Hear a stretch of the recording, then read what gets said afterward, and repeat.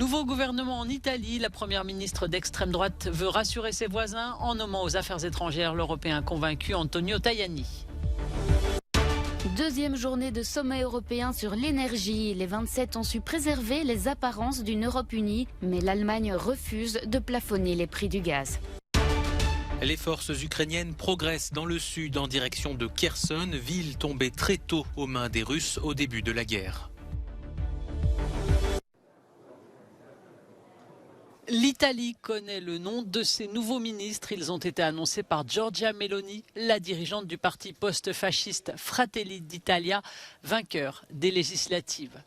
Giorgia Meloni, 45 ans, devient la première femme appelée à la fonction de Premier ministre dans l'histoire du pays. Cette Romaine a réussi à dédiaboliser son parti pour séduire les électeurs. Elle a détaillé la composition de son gouvernement qui prêtera serment ce samedi matin au palais du Quirinal. La première ministre devra gérer les égos de deux alliés capricieux, grâce à qui pourtant elle dispose de la majorité absolue tant à la Chambre des députés qu'au Sénat. Silvio Berlusconi, leader de Forza Italia, et Matteo Salvini,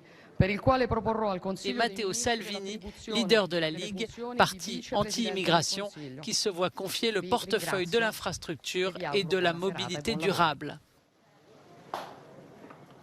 À noter également, l'eurosceptique Giorgia Meloni a choisi pour diriger la diplomatie italienne un Européen convaincu, l'ex-président du Parlement de Strasbourg, Antonio Tajani.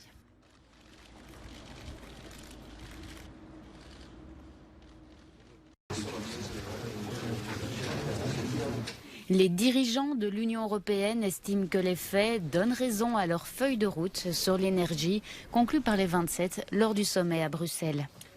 Accord extrêmement important avec un effet immédiat puisqu'on a pu constater dans les dernières heures une baisse significative des prix, ce qui montre que agir dans l'unité, agir en européen a un impact et bien sûr nous allons rester mobilisés. Les chefs d'État et de gouvernement ont su préserver les apparences d'une Europe unie. Le principe du plafonnement des prix du gaz n'est pas exclu. Les 27 demandent à la Commission de travailler à l'extension du modèle ibérique qui encadre les coûts de gaz destinés à la production d'électricité. Mais ce projet est assorti de garde-fous voulus par l'Allemagne qui ne veut pas d'une intervention sur les marchés.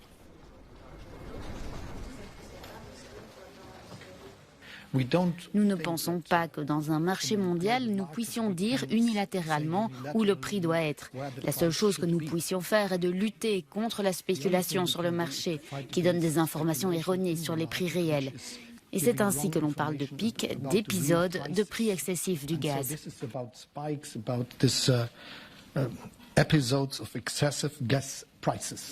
Les 27 s'entendent aussi sur le principe d'achat commun sur une base volontaire. Cet outil permettra d'ailleurs à l'Union de peser de tout son poids commercial pour négocier avec ses fournisseurs fiables. Les dirigeants ont clôturé ce sommet sur les questions internationales et en particulier les relations avec la Chine. Face aux défis géopolitiques posés par Pékin, les 27 réaffirment leur volonté d'indépendance stratégique à travers l'énergie, la défense et l'innovation technologique.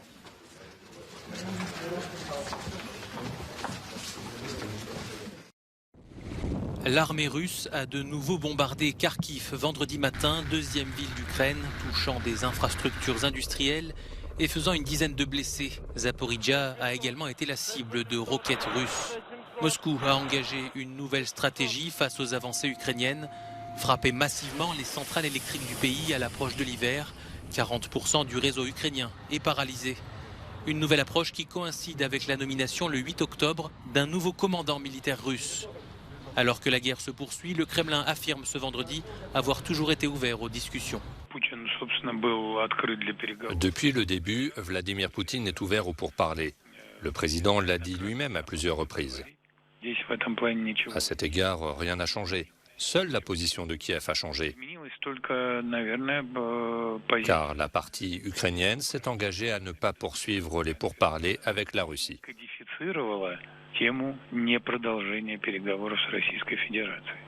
Des déclarations qui contrastent avec ce qui se passe sur le terrain.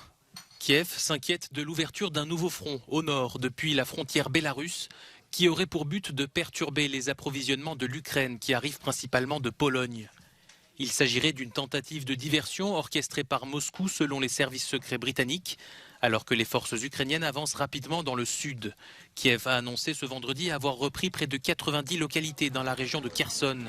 Cette ville, tombée très tôt aux mains des Russes au début de la guerre, se prépare. Les autorités d'occupation procèdent à des évacuations.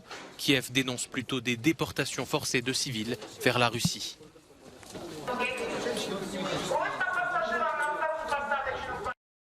C'est la dernière image de la reine vivante. Liz Truss, tout juste désignée première ministre britannique, était reçue par la souveraine. 44 jours et une démission plus tard, la dirigeante a créé une agitation politique sans précédent au Royaume-Uni. Que doit-il se passer maintenant? Au niveau britannique, il doit y avoir des élections générales. C'est une nécessité démocratique. L'idée que les conservateurs peuvent s'unir derrière un Premier ministre maintenant, n'importe quel Premier ministre, sans parler de celui qui est dans l'intérêt public, est une idée folle. Les prétendants sont à la chasse au soutien pour atteindre le seuil des 100 parrainages requis d'ici lundi en début d'après-midi. Le nom du gagnant sera connu au plus tard vendredi prochain. Parmi les noms qui circulent, l'actuel ministre des Relations avec le Parlement, Penny Mordaunt, coqueluche des militants conservateurs, l'ancien chancelier de l'échiquier, Rishi Sunak, et le toujours très populaire Boris Johnson. Il y a une réelle possibilité que Rishi Sunak soit rejoint par Boris Johnson dans un second tour pour devenir le prochain Premier ministre. Sunak et Johnson sont les actuels favoris parmi les députés conservateurs qui ont été les premiers à promettre leur soutien. Monsieur Johnson est toujours populaire parmi les membres conservateurs qui voteront en ligne la semaine prochaine. Moins de 2 mois après avoir quitté Downing Street, Boris Johnson pourrait-il être sur le point de revenir? Je pense qu'il est fort probable qu'il dépasse le niveau de soutien de 100 députés, qui lui permettra d'être inscrit sur le bulletin de vote.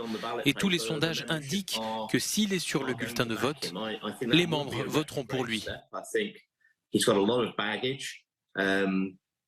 Je pense que ce serait un recul. Il a beaucoup de casseroles. Les événements des 12 derniers mois, alors qu'il était Premier ministre, n'ont pas construit le pays. Mais les choses ont été si mauvaises sous Liz Truss que beaucoup de gens le voient comme une couverture confortable.